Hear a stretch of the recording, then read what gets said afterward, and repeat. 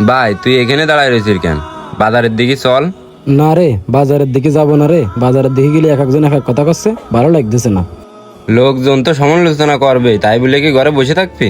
না রে, সেইডে না, সবাই এমন এমন কথা করছে, সবার প্রশ্নের উত্তর দিতে গেলে এমনি মন মেজাজ খারাপ হয়ে যাচ্ছে।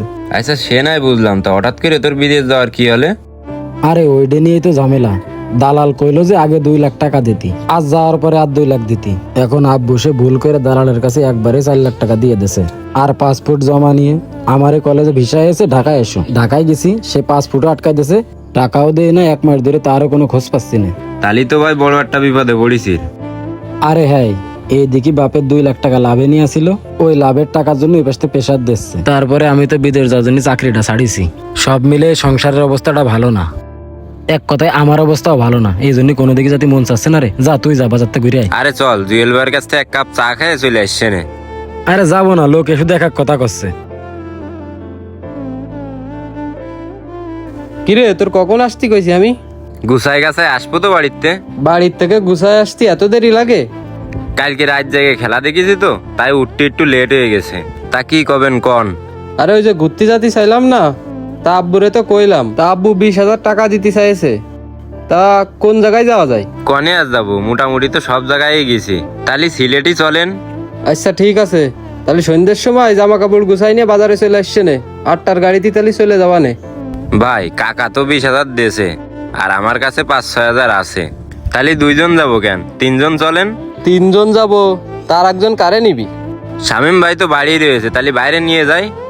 ওরে নিয়ে যাব আমি, তুই ভাবলি কি করে? আর তোরে আমি ভালোভাবে কয়ে দিছি নে, আমি যেখানে থাকবো ওরে জন্য সেই জায়গায় না নিয়ে আসিস। ওরা পুরো ফ্যামিলি ধরেই সিটার। ওর আব্বা ওর বিদেশ যাওয়ার জন্য আমার বাপের কাছ থেকে 2 লাখ টাকা নেছে। আর ও কি করেছে, বিদেশ যাওয়ার নামকে সেই টাকা নিয়ে যায় ঢাকায় যে খরচ করেছে, পরে বাড়ি চলে এসেছে। আর তুই ওর মতো মানুষ নিয়ে জাতি করছিস আমার ঘুরতি। যদি তোর ঘুরতে যাওয়ার ইচ্ছা থাকে তাহলে তুই আসছে নে, আর না হলে তোরও আসার দরকার নেই, আমি একা একা যাবা নে। আমি তোরে কলাম যে আমি বাজারে যাব না। বাজারে গেলে এক একজন এক এক কথা কবে না, তাও তুই বাজারে জোর করে ধরে নিয়ে আসে এইসব লোকজনের কাছে আমার ফাও কথা শুনছিস। থাক তুই, আমি চলে গেলাম। ভাই আপনি না জানে শুনে শামিম ভাইরে বেশি কথা কইলেন। কেন কি না জানি শুনে কথা কলাম? শামিম ভাইয়ের বাপ আপনার বাপের কাছ থেকে টাকা দান নেনি। আপনার বাপ টাকা লাভে দিছে, আর সেই টাকার জন্যই প্রেশার দিচ্ছে। আর শামিম ভাই ঢাকায় দিয়ে পলাইছিল না, দালালে টাকা মারে দিছে আর পাসপোর্ট আটকাই দিছে। আর এলাকার মানুষ না জানে শুনে সব বাইরে উল্টো পাল্টা কথা করছে, আর আপনিও অপমান করলেন। আচ্ছা ঠিক আছে, তাহলে তুই যা, সন্ধ্যের সময় তাড়াতাড়ি চলে এসছে নে। আচ্ছা।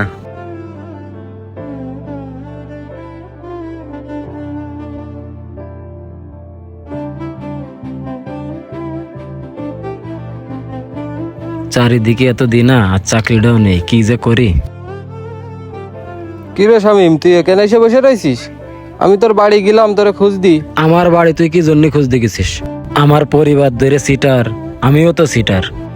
আরে ওই সব কথা বাদ দে, তোর বিদেশ যাওয়া নিয়ে কি হয়েছে রে? সত্যি কথা কদিনি? আরে কিছু হয়নি, তোর বাপের কাছ থেকে টাকা নিয়ে ঢাকায় যে আমি সেই টাকা আরামায়েশ করে উড়াই দিছি। আমি তোর সাথে এখানে ফাও আর কি মারতে আসিনি। কি হয়েছে সেটা সত্যি কথা ক। কি কব তোকের সাথে? বাপের 2টো গরু ছিল, সেই গরু 2টো বেচে 2 লাখ টাকা গুছাইলো। আর 2 লাখ শর্ট ছিল, ওই 2 লাখ আব্বু তোর বাপের কাছ থেকে কর্জ নিল, নিয়ে আমারে দিল। তারপরে দালাল আমারে ফোন দিয়ে কয় তোমার ভিসা চলে এসে, তুমি গুছাই গাছাই ঢাকায় চলে আসো। আমি ঠিক কাপড় চোপড় গুছাই নিয়ে ঢাকায় চলে গেছি। যাওয়ার পরে দালালেরও ফোন বন্ধ, কোনো যোগাযোগ করতে পারিনি। পরে শুনি আমার সে পাসপোর্টটা আটকাই দিছে। এখন আমি ঢাকা থেকে কোন মুখ নিয়ে বাড়ি আসবো ক? এই জন্যই মাসখানিক মতো ঢাকায় ছিলাম, যদি কোনো চাকরি বাকরি লাইন করতে পারি তাহলে ওখানে থেকে চাকরি মাকরি করে তোর বাপের টাকা কটা শোধ করব। কিন্তু কোনো চাকরি বাকরি লাইন করতে পারিনি, থাকা খাওয়ার কষ্ট হয়ে যাচ্ছিল, এই জন্যই বাড়ি চলে আইছি। তাই এত কিছু হয়ে গেল, তা তুই আমাকে একবার কবি না? তোগের কি করে কব ক? বাড়ি আসার পরের থেকে কেউ একবারও আমার কাছে শুনতেছে না যে কি ঝামেলা হয়েছে। সবাই ফাও আমারই দোষ দিচ্ছে আর বড় বড় কথা করছে। আচ্ছা ঠিক আছে, ওই বিষয় বাদ দে। করছি আমার বাপের কাছ থেকে তোর বাপ কি হিসেবে টাকাটা নিল? আমি যতদূর জানি তোর বাপের কাছ থেকে আমার বাপ ধান পল্টায় টাকাটা নিল। প্রতি সিজনে লাখে 10,000 করে টাকা দেওয়ার কথা। এখন সে টাকাগুলো তো মনে কর দিতে পারতেছি না, দেবো কোন জায়গার থেকে? সব দিক মিলে টাকার জন্য পাশে তোর বাপও প্রেশার দিচ্ছে, আর আমিও তো চাকরি বাকরি ছেড়ে দিছি জানিস বিদেশ যাওয়ার জন্য। সংসার তাই ঠিক মতো চলতেছ না, চারিদিকে টাকা পয়সার প্রেশার। এই চাপ আর নিতে পারতেছি না, বুঝেছিস? ও আচ্ছা ঠিক আছে, এই সিজনে তোকে লাভের টাকাটা আমি দিয়ে দিবানে, আর আমি বাপের কয়ে দিবানে সামনের বারেতে এই লাভের টাকাটা আর দিয়া লাগবেন না, আর যে আসল টাকাটা ওইটা আস্তে আস্তে দিয়ে দিছে নে। আচ্ছা ঠিক আছে। ঠিক আছে গলি হচ্ছে না, ওঠ। আর ওই সন্ধ্যের সময় তাড়াতাড়ি গুছায় বাজারে চলে আসছে নে, ঘুরতে যেতে হবে।